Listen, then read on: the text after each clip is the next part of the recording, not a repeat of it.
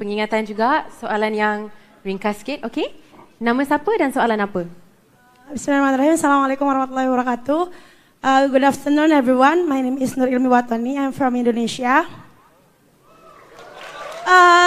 This is my second time meet Pak Anwar. Before that, I meet in Gombak. Congratulations Pak, our prayer jadi jabah Allah. Pertanyaan saya nggak berat-berat seperti rakyat Malaysia karena beza. Tapi pertanyaan saya lebih ke kita sebagai perempuan nih Pak.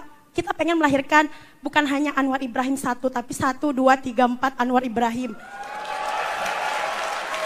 Dan pertanyaan saya adalah, dulu saat kecil, bagaimana cara ibu bapak, bagaimana cara ibu yang amat terhormat, ya Pak Anwar ya. Bagaimana cara ibunya Pak Anwar dulu saat kecil mendidik Pak Anwar sehingga jiwa fighter Pak Anwar sangat-sangat teruji, bukan hanya teruji di rumah tapi di dalam penjara. Nah, semacam itu kan nggak nyampe Pak. Saya kagum sama Bapak itu berawal hanya dari video Kick Andy yang 13 tahun yang lalu yang sampai saya mikir, ini ada orang kayak gini yang ikhlas, baik, kemanusiaan yang dia dalam keadaan susah pun dia masih berpikir kayak, iya saya memaafkan, saya tidak menyesal karena tentang kemanusiaan.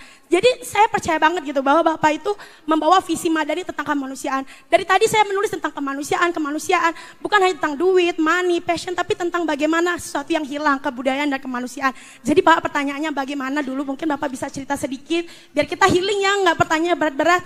Cara ibu Bapak mendidik, nasihat apa yang dia berikan kepada Bapak, orang tua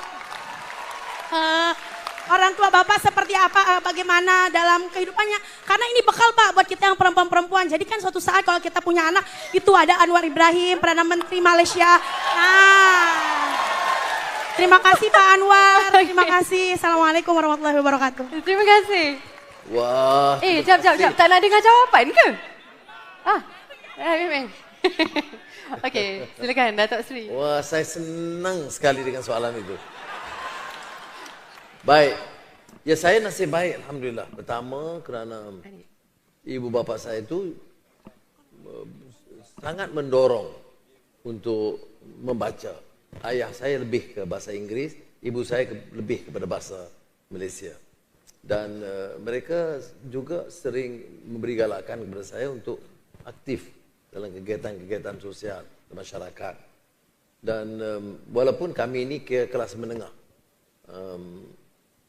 bapa ibu saya itu memang orang-orang kuat UMNO dulu. Dan pernah jadi ahli parlimen bapa saya.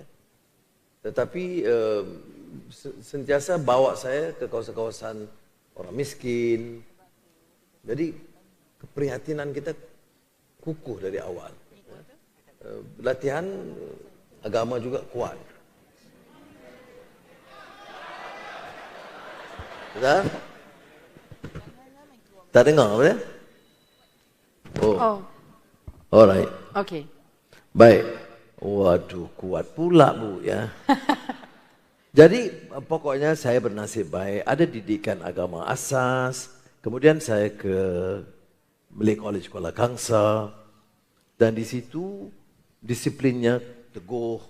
Guru-gurunya itu luar biasa. Sebab itu bila orang bicara soal kaum-kaum ini, walaupun saya kuat Melayu je, saya mau bahasa, saya bangga dengan budaya, tapi saya tidak ada itu sentimen anti kaum lain.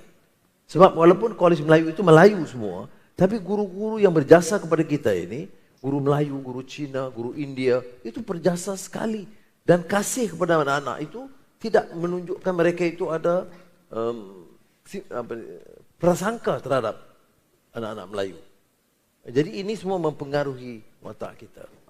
Tetapi bagaimana saya boleh berdegil dan bertahan itu ialah Alhamdulillah ya. Tidak mudah. Kalau sudah kumpul-kumpul, saya di penjara hampir 11 tahun. Dan